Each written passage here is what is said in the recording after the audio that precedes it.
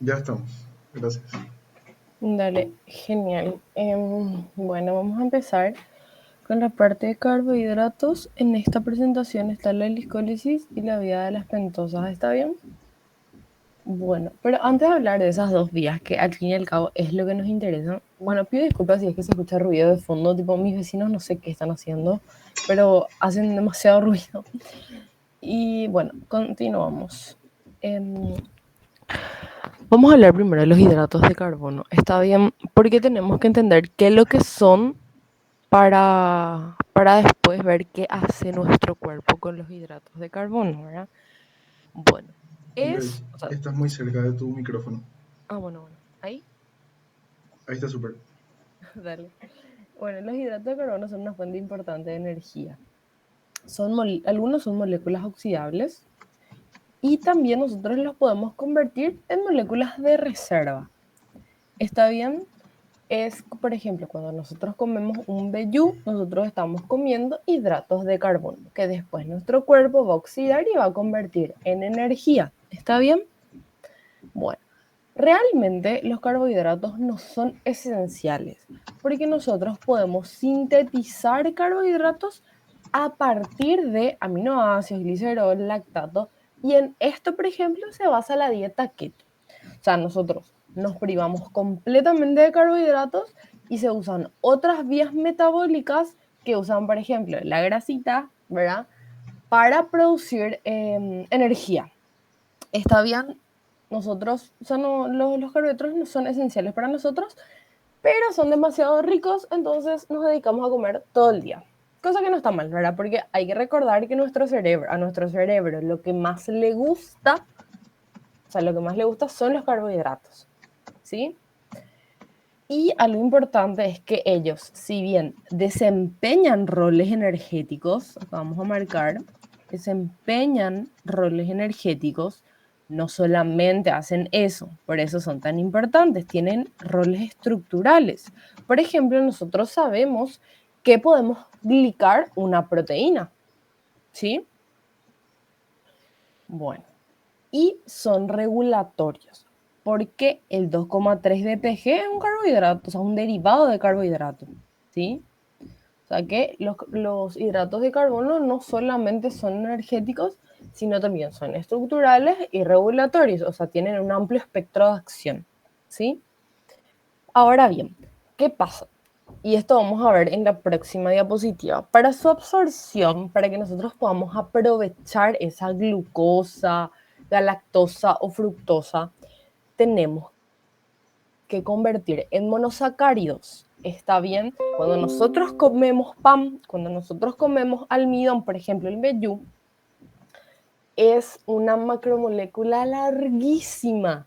Y nosotros sabemos que la membrana de nuestro enterocito es luego medio reargel con las cosas así polares y no jamás va a penetrar una macromolécula. Entonces la lógica nos dice que nosotros tenemos que hidrolizar, tenemos que cortar y dejar monosacáridos. Y ese es el proceso que vamos a ver en la próxima diapositiva. ¿Está bien? Bueno, a ver, la primera reacción que experimentan los monosacáridos es la fosforilación, ¿sí?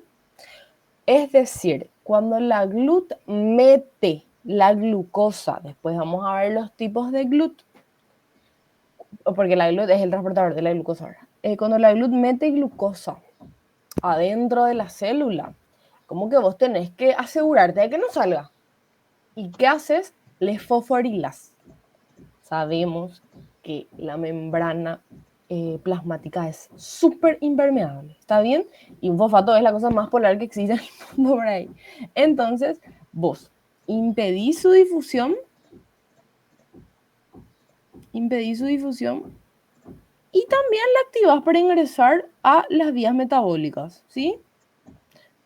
Sabemos que el primer paso de la glicólisis, por ejemplo, es la fosforilación de la glucosa para crear glucosa 6-fosfato. Ese es un ejemplo de lo que les estoy diciendo.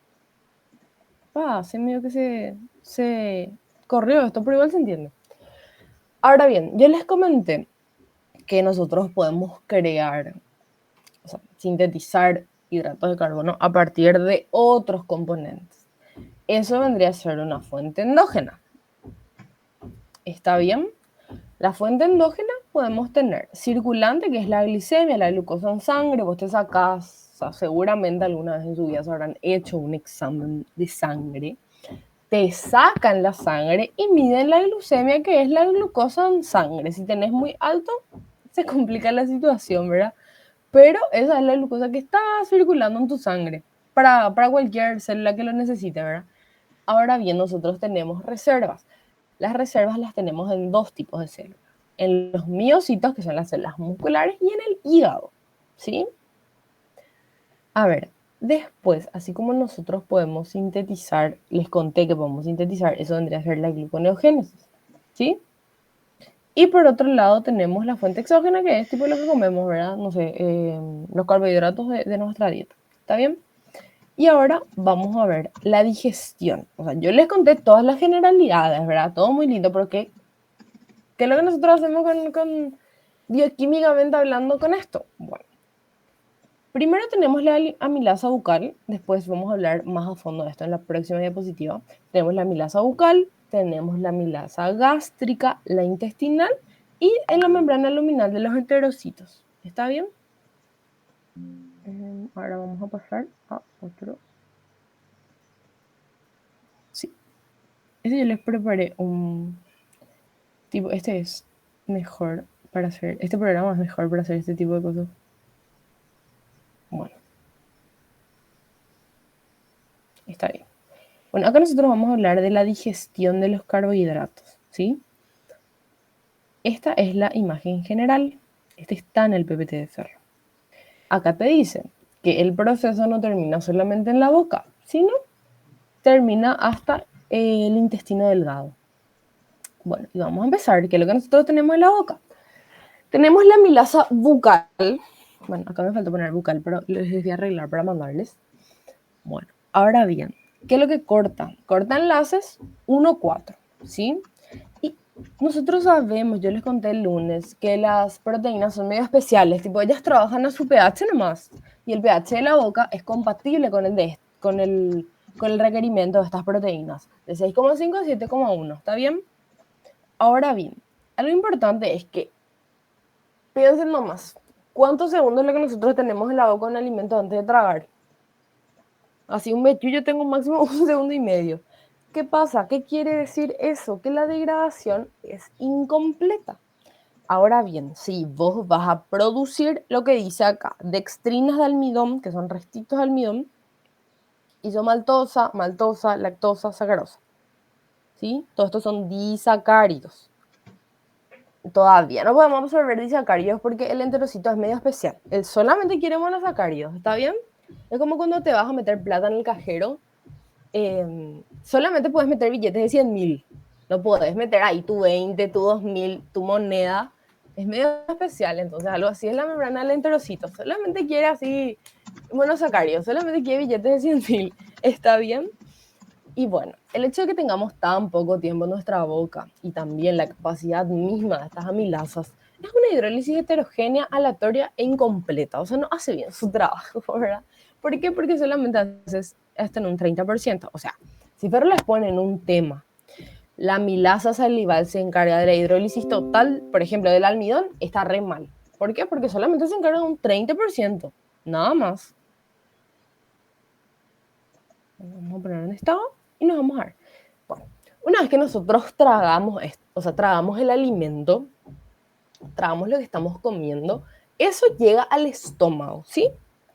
En el estómago vamos a obtener la amilasa pancreática y me van a decir, espera un poco, yo tragué mi saliva y en mi saliva estaba la amilasa salival. Bueno, nosotros sabemos que el estómago tiene un pH súper ácido de 1,3. ¿Qué hace ese pH? Le inactiva la amilasa salival. Ya. No es su ambiente de trabajo, entonces ella declara SOO, tipo, viernes libre ya. ¿Está bien? Bueno, llegamos al estómago más o menos que más realmente hidrolizado, pero esta amilasa pancreática ya es más eficiente y ya se queda más tiempo también, ¿verdad? Porque acá ya no depende, ya no es voluntario el paso de la comida del estómago al intestino delgado. Eso se da, bueno, gracias a los movimientos peristálticos que habíamos visto, ¿está bien? Bueno, este es más o menos parecido. ¿Por qué? Porque hidroliza también enlaces 1,4, libera, si se ponen a ver acá, libera lo mismo, libera maltosa, isomaltosa, maltotriosa, dextrinas y ojo, acá ya se empiezan a liberar pequeñas cantidades de glucosa, glucosa es un monosacárido absorbible, ¿está bien? Y por último llegamos a la alfa-glicosidasas. Están en la membrana luminal de los enterocitos, veas, dice la membrana apical. Ustedes se acuerdan que los enterocitos tienen microvellosidades para aumentar la superficie de contacto y así absorber mejor. ¿Está bien? Bueno, estas disacaridasas que están pegaditas, o sea, que están así insertas en la membrana de los enterocitos, ya liberan los monosacáridos que son absorbidos. Ese es la glucosa, galactosa y fructosa. ¿Sí? Bueno, esto se va a la circulación portal. La circulación portal es una circulación que conecta el intestino delgado directo al hígado, ¿sí? Ahí ella hace sus cosas y ahí como que si tenés demasiado, almacenás, como si comiste demasiado, ahí se almacena y también se lleva a los distintos órganos. ¿Está bien? Bueno, eso es a grandes rasgos lo que sería la digestión de un carbohidrato. Después vamos a ver, esto es afuera de la célula, esto es en los órganos. Ahora vamos a ver qué pasa adentro de la célula bioquímicamente hablando. ¿Está bien? Obviamente en el PPT de Ferro está demasiado detallado. Pero acá esta es la imagen general que ustedes tienen que tener antes de irse y ver ese PPT. ¿Está bien? Bueno.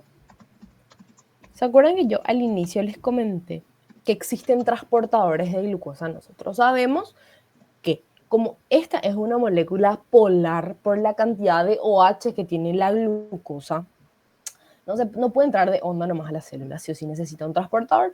Nosotros tenemos dos tipos, los dependientes de sodio y los independientes de sodio. Los dependientes de sodio tienen una S, o sea, tienen una S acá. ¿Está bien?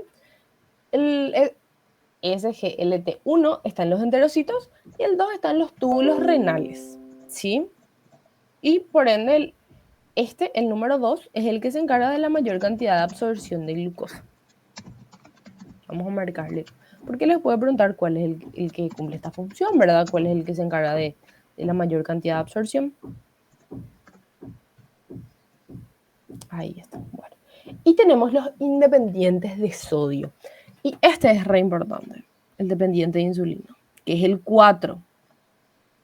Está en los adipocitos y en los miocitos. Esto se llegó ya a preguntar. ¿Dónde están los dependientes de insulina? En el músculo y en el tejido adiposo. ¿Está bien? Y los independientes de insulina, los que tienen una alta afinidad, son los que se encuentran en la barrera hematoencefálica y en las neuronas. Veas, dice, en el cerebro. Chicos, tiene todo el sentido del mundo. No se traten de memorizar este tipo de cosas porque si nosotros le buscamos la vuelta, tiene sentido. Un concepto clave que tenemos que tener es que al cerebro le encantan los carbohidratos. Por eso, cuando nosotros tenemos que estudiar y estamos ya medio dormidos, ya con cero ganas, tomas una Coca-Cola, bueno, saca el leche que tiene cafeína. El cafeína también estimula el cerebro, pero no sé, yo me hacía un sándwich, comes un chocolate, comes algo así, y es como que tu cerebro se activa otra vez. ¿Por qué? Porque vos le estás dando alimento a esas células y esas células tienen el transportador, el GLUT1, también el GLUT3, que tiene una altísima afinidad. ¿Por qué el cerebro tiene tan alta afinidad? El cerebro nunca deja de funcionar, por más de que estemos dormidos. Él siempre tiene que cumplir todas las funciones. ¿Está bien? Entonces nunca se puede quedar sin energía. Bueno.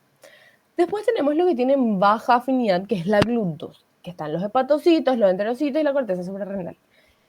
Cuando nosotros, por ejemplo, estamos en ayuno, ¿verdad? Los hepatocitos, o sea, ¿qué es más importante que tenga glucosa?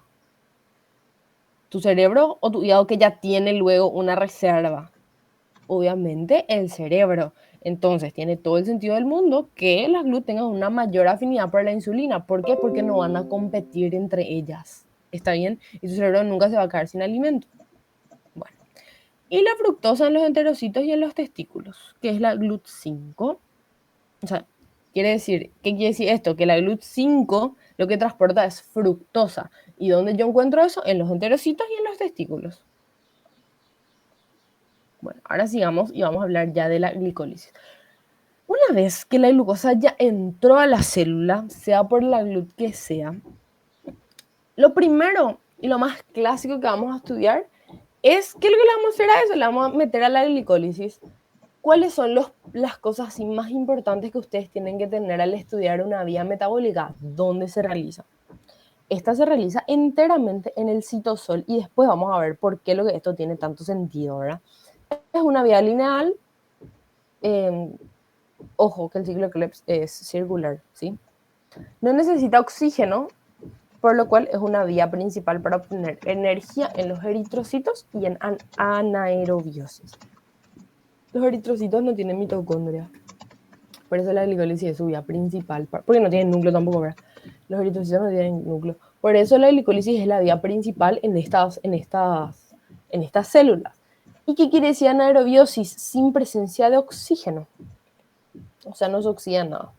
O sea, no se oxida oxígeno. Rinde 2 ATPs. Y en aerobiosis rinde 2 de NADH. Y en anaerobiosis no, ya que ese poder reductor, este poder reductor, se usa para producir lactato. ¿Está bien? En los músculos, por ejemplo, no se produce este. ¿Por qué? Porque vos producís lactato. Al producir lactato se liberan los protones. Y eso es lo que duele cuando haces ejercicio. ¿Está bien? Bueno, ¿y mediante qué se va a regular? Porque esto también es muy importante que sepan la vía de la regulación de la glicólisis. O sea, cómo se da cuenta nuestra célula de que ya está. Tipo, demasiada energía ya produjo o produjo muy poca. Bueno, va a estar inhibida. Bueno, esto voy a citar nomás, pero no quiero que sepan de memoria realmente porque vamos a volver a ver un poco más adelante y ahí va a tener un poco más de sentido. Ahora vamos a citar nomás y va a parecer todo muy abstracto y muy... Bueno, va a estar inhibida. Primero, luego que nada, la primera reacción está catalizada por la glucoquinasa o la exoquinasa, dependiendo de la célula en la cual nos encontramos. La glucoquinasa va a estar inhibida por la fructosa 6-fosfato y el acetil-CoA. Después vamos a ver qué esto significa. Y va a estar activada por la fructosa 1-fosfato. No se confundan con el número, porfis. ¿Sí? Por la glucosa, por la fosfofructoquinasa 2, desfosforilada. Y la exoquinasa va a estar inhibida por la fructosa 6-fosfato. Otro punto de regulación es la fosfofructoquinasa y la piruvatoquinasa. ¿Está bien? Bueno, ahora vamos a ver la reacción número 1. ¿Qué es lo que pasa? Nosotros pasamos de glucosa a glucosa 6-fosfato. Esto vimos luego que... ahí se consume un ATP, obviamente. Ojo, la célula no va a querer gastar ATP al pedo para después no hacer otra vez la vía metabólica. Entonces, todos esos puntos donde ustedes ven que se gasta ATP, échenle ojito porque, no sé, vos no vas a comprar algo que no vas a usar, o sea, vos no vas a gastar tu plata en algo que no vas a usar, ¿entendés? Y el ATP, ¿entienden? Y el ATP es la plata de la célula. A ver, la primera reacción de glucosa al glucosa 6-fosfato está catalizada o por la exoquinasa en la mayoría de los tejidos o la glucoquinasa en los hepatocitos y el páncreas, ¿sí? Bueno.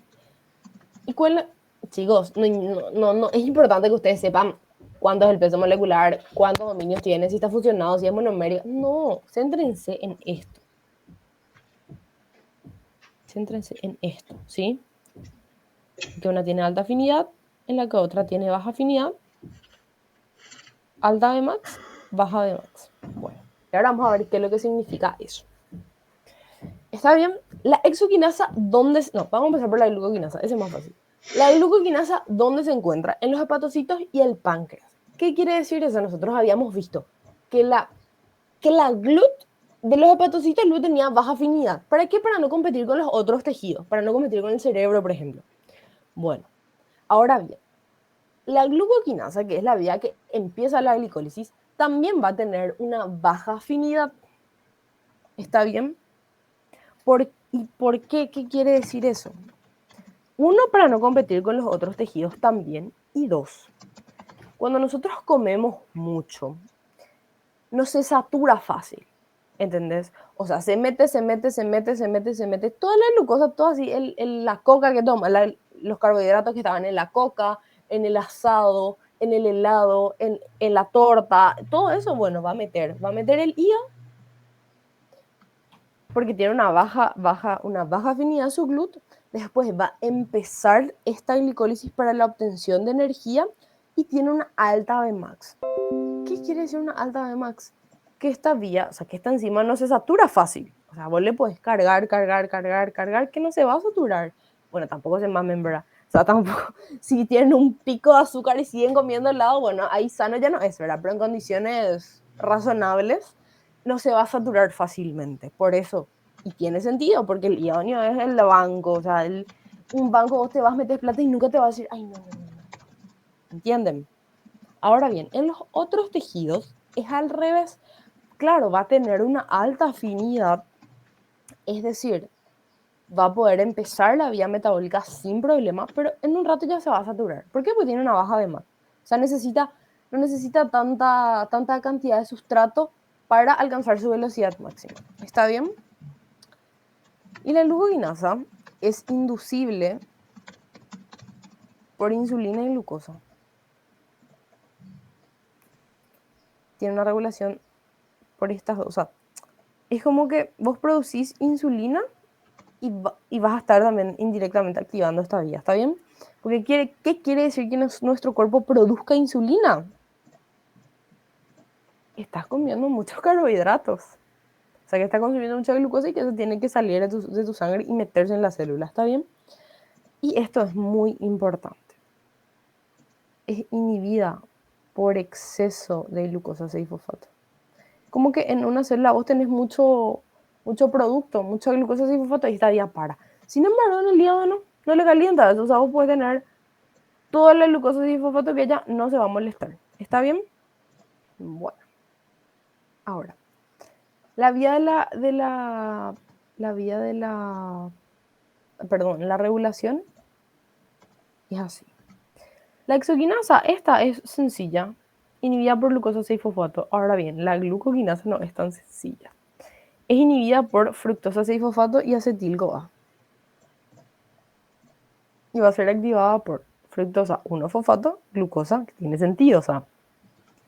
Esto también se puede denominar como control de masa porque vos tenés mucho sustrato y vas a pasar hacia producto. Fosfofructoquinasa 2 es un producto de la glicólisis que vamos a ver un poco más adelante. Bueno, y así vamos a ir hablando de cada una de las reacciones de la glicólisis. La reacción 2 es ñe, por eso vamos a pasar directo a la reacción 3. O sea, no todas las reacciones tienen igual de importancia, ¿sí? Pasamos a la reacción 3.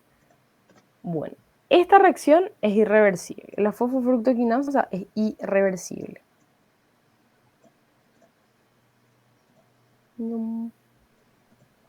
Es irreversible. ¿Por qué? Porque estás consumiendo un ATP, o sea, vos no vas a gastar plata en lo que no vas a consumir. Bueno, ahora bien, como yo consumo ATP, el ATP va a cumplir dos funciones, de cosustrato y de inhibidor. ¿Está bien? Un activador de esta enzima va a ser el AMP y el fosfato inorgánico. ¿Por qué estos dos? Cuando vos tenés mucho AMP en tu célula, significa que estás re mal energéticamente. O sea, ya no tenés más ni ADP, porque nosotros sabemos que 2 moléculas de ADP me va a dar uno de ATP y uno de AMP. Bueno, cuando vos acumulas AMP significa que tu carga energética celular está bajísima, lo mismo con el fosfato inorgánico. Acá pasa fructosa, un activador también va a ser la fructosa 6-fosfato, por lo que les dije. Acá también cuando vos tenés mucho sustrato es como que le estás obligando a la enzima a irse por la vía directa. También otro activador va a ser fructosa 2,6-bifosfato. Y los inhibidores van a ser el citrato y el ATP. Tiene sentido, tiene todo el sentido del mundo. ¿Por qué? Porque cuando vos tenés mucho ATP, ¿para qué vas a producir más ATP? Guardar nomás energía para otro momento. Citrato es un subproducto, se podría considerar, del ciclo de Krebs que sale de la mitocondria cuando ya hay en exceso. O sea, cuando vos ya estás produciendo demasiada energía y tu ciclo de Krebs empieza a parar, se produce citrato. Y ahí sale de la célula y es como que la bandera que le indica a la glicólisis que pare. ¿Por qué? Porque ya hay demasiada energía. O sea, demasiada ATP. Bueno, en la reacción 4 vamos a ver que se da gracias a una aldolasa. Y vos, esta fructosa 1,6 fosfato, simple y sencillo, partís a la mitad.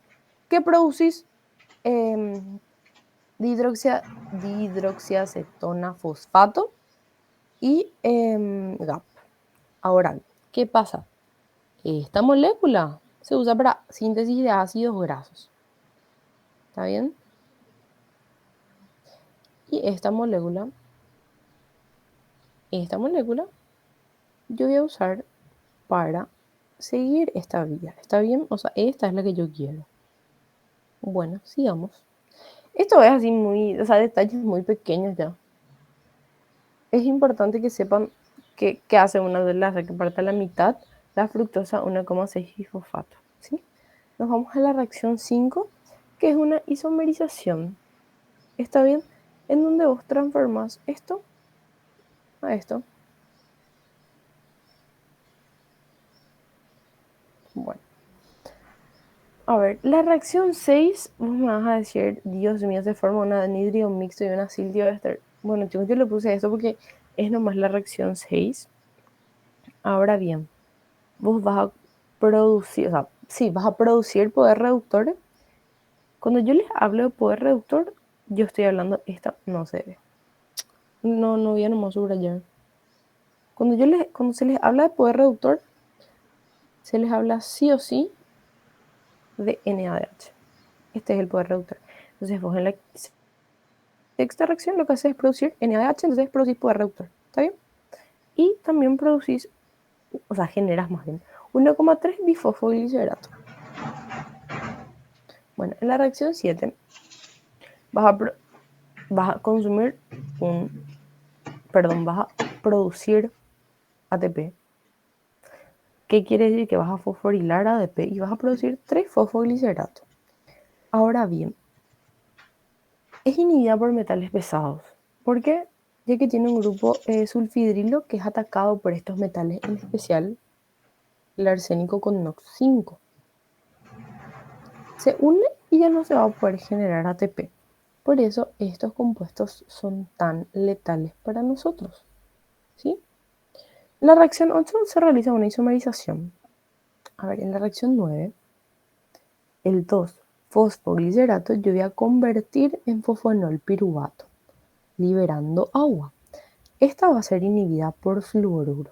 Por eso el fluoruro es tan tóxico, porque afecta la capacidad de la célula para la obtención de energía. Bueno, seguimos. La reacción 10 va a ser irreversible. ¿Está bien? De fosfonol piruvato, nosotros vamos a pasar a piruvato generando ATP.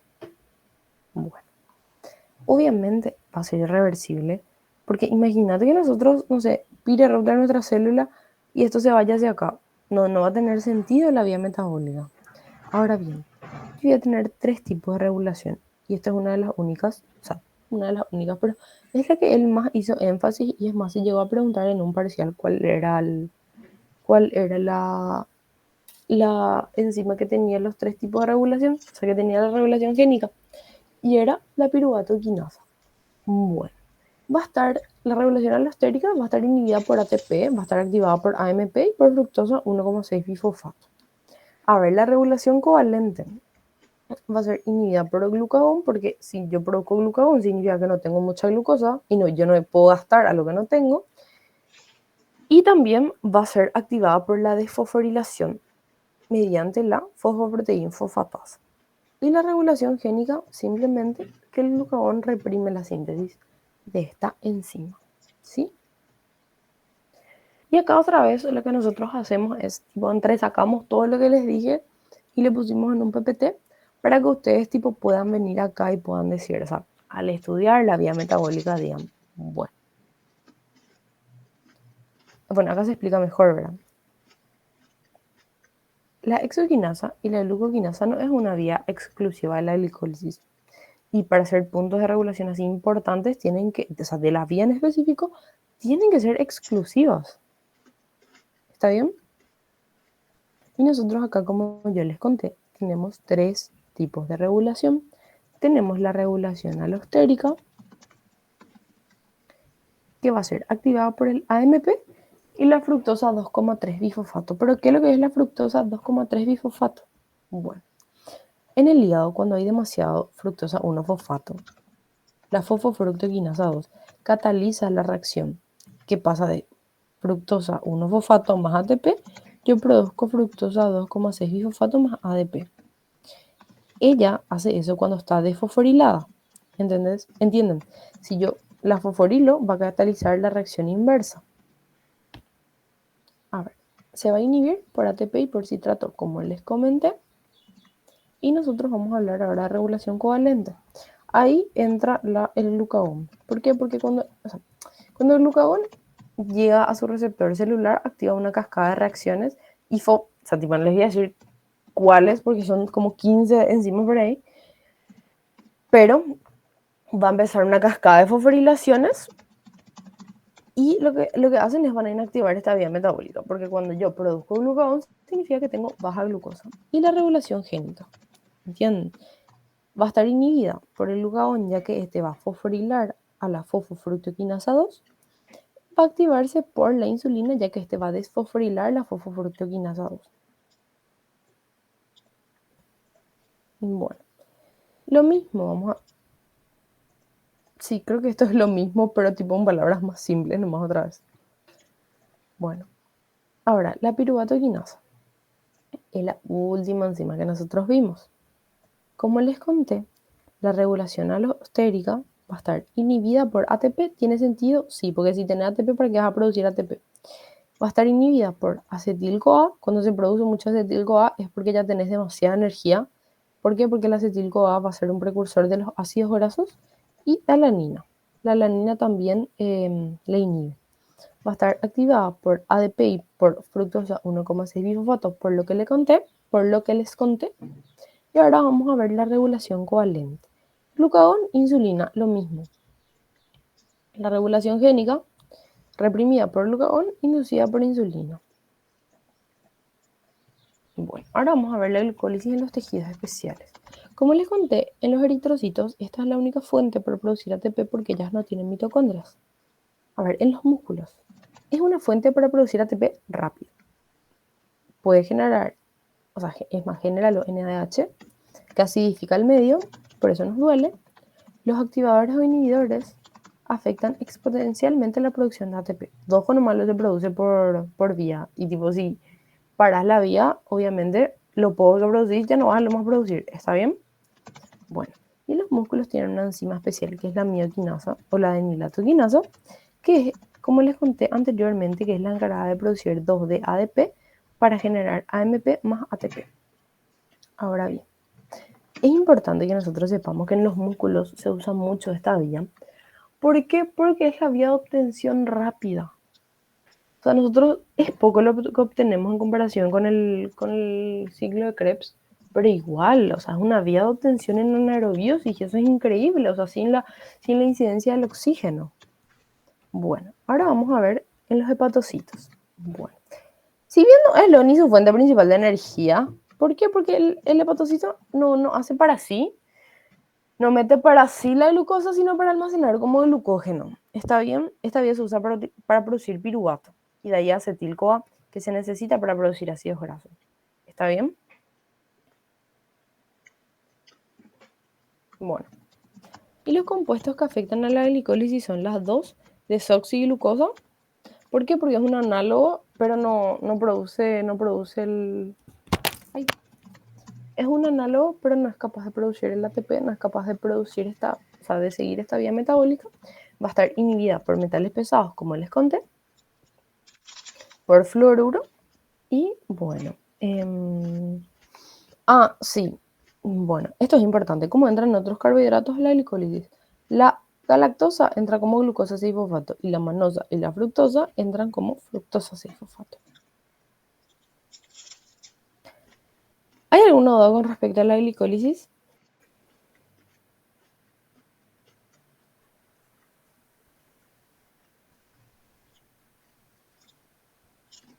Bueno, voy a tomar ese largo silencio como un no.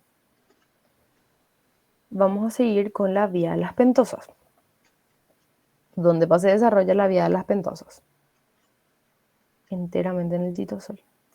También es una vía lineal, genera poder reductor y ribosa 5-fosfato, que es esencial para la síntesis de ácidos nucleicos.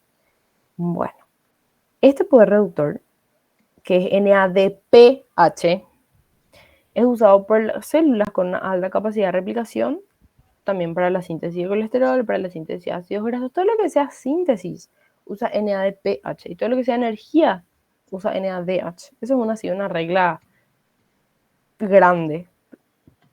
Bueno, tiene 3 tipos de reacciones: oxidación, epimerización e isomerización. Y también pasa la ruptura y la formación de enlaces. O sea, si Ferro le quiere preguntar algo grande, o sea, si Ferro le quiere preguntar algo grande, les va a preguntar esto: ¿qué tipo de reacciones hay en la vía de las pentosas?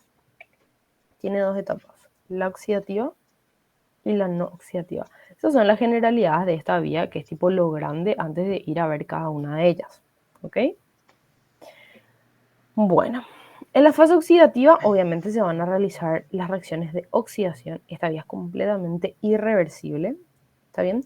La mayor parte de las células sacan su poder reductor, que quiere decir que se produce NADPH. ¿Está bien? Bueno, la glucosa 6-fosfato deshidrogenasa y la 6-fosfato glucuronato deshidrogenasa son las enzimas que se encargan de generar el NADPH. Y la glucosa 6-fosfato glucuronato se encarga de la única descarboxilación oxidativa en el citosol. 6-fosfato gluconato era. Yo estaba diciendo glucosa 6-fosfato glucuronato. Bueno, me quedó así algo de la glicólisis, voy a sacar de mi mente. Voy a resetearme un rato. Bueno. La descarboxilación oxidativa de un derivado de glucosa en el citosol. ¿Está bien? Lo más importante que tienen que saber es que en la fase oxidativa se produce el NADPH. ¿Está bien? Eso es así lo más importante. ¿Sí? Ahora bien, la fase no oxidativa. A ver, ¿qué es lo que yo estoy haciendo acá? Yo les estoy contando las generalidades de las fases que ustedes tienen que tener sí o sí en cuenta antes de ir y ver bien la vía de las pentosas. Esta es una vía muy argel.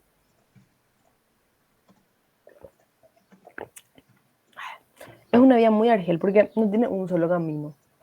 En el próximo PPT les vamos a contar por qué. No es un camino derecho. De acuerdo a los requerimientos de la célula, esta vía puede no modificarse, pero puede tomar uno u otro camino. ¿Está bien? Pero estas son las generalidades de cada una de las fases. Después va a venir la fase no oxidativa. Y acá se dan las otras reacciones, que es la epimerización, isomerización y la ruptura y formación de enlaces. Esta fase es reversible. Esto es re importante. Se va a generar ribosa 5-fosfato y los intermediarios glicolíticos necesarios para conectar esta vía con la glicólisis. ¿Está bien? Que vendrían a ser el gliceraldehído 3-fosfato y la fructosa 6-fosfato. Bueno. En esta vía, en esta etapa, yo puedo sintetizar glucosa 6-fosfato a partir de ribosa 6-fosfato. ¿Está bien? Y yo puedo obtener energía a partir de la vía de las pentosas. Como un puente que conecta dos caminos. ¿Entienden? Esta es la vía de las pentosas. Esta es la glicólisis. Y lo que es capaz de hacer la ribosa 5-fosfato, la ribosa 5-fosfato es convertirse en glucosa 6-fosfato y conectar estas dos vías. ¿Está bien? Así yo, cuando tengo baja carga energética celular, yo me puedo ir a la vía a la glicólisis y producir energía. Bueno. Por suerte y gracias a todos los santos, la regulación de la vía de las pentosas es mucho, mucho, mucho más fácil que la regulación de la glicólisis. ¿Está bien? Bueno. A ver, la glucosa 6-fosfato deshidrogenasa. ¿Qué es lo que es? La regulación de esta vía se hace sobre esta enzima, que es la primera enzima.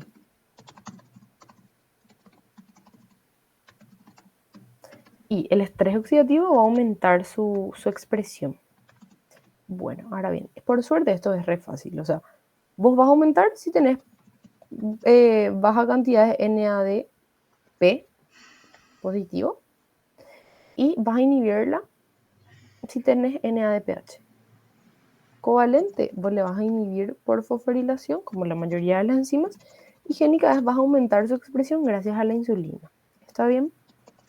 Y ahora vamos a entrar a la última parte de la vía de las pentosas. Bueno. A ver, una alta demanda de ribosa 5-fosfato. ¿Está bien? Cuando yo tengo la glucosa 6-fosfato, esta es capaz de pasar por la glucólisis y me va a producir un gliceraldehído. ¿Está bien? Así yo puedo pasar directamente sin pasar por la fase oxidativa. Es como que esta es la fase oxidativa, esta es la fase no oxidativa. Yo, teniendo glucosa 6-fosfato, que es la primera reacción, o sea, lo primero que yo hago con la glucosa al entrar a la célula, sea que yo le mande a donde sea, es fosforilarle. ¿Por qué? Para amarrarle. ¿Está bien? Ahora, ¿qué pasa? La glucosa 6-fosfato puede pasar por la glicólisis, me va a producir un gliceraldehído y ahí, pum, se pueden conectar ellas dos. ¿Está bien? Y así yo solamente en la fase no oxidativa puedo pasar a la glicólisis sin la necesidad de producir poder reductor. ¿Está bien?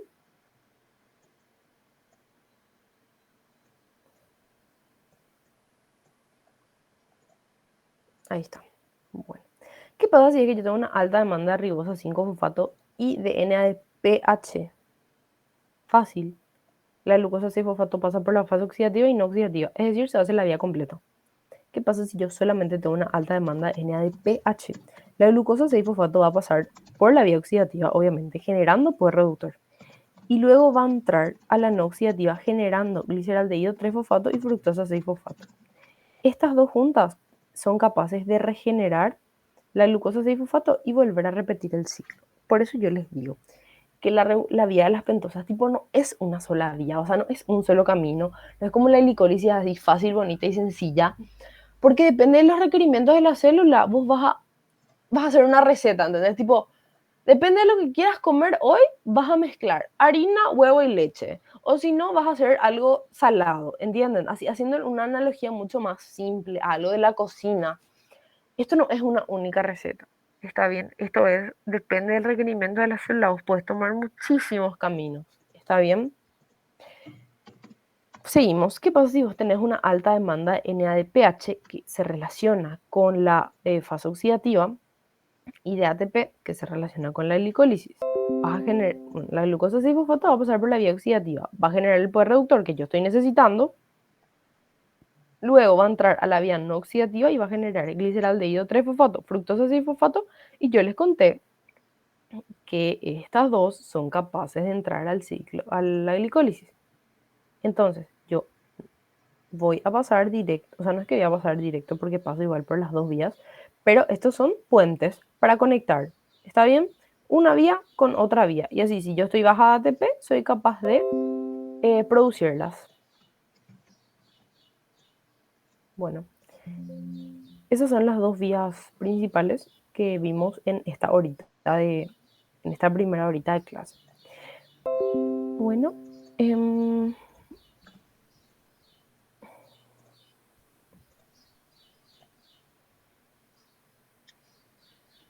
Para mí que recreíto hasta las 11 y después comenzamos con la segunda parte de carbohidratos. sí. ¿Hay alguna duda, alguna pregunta, consulta?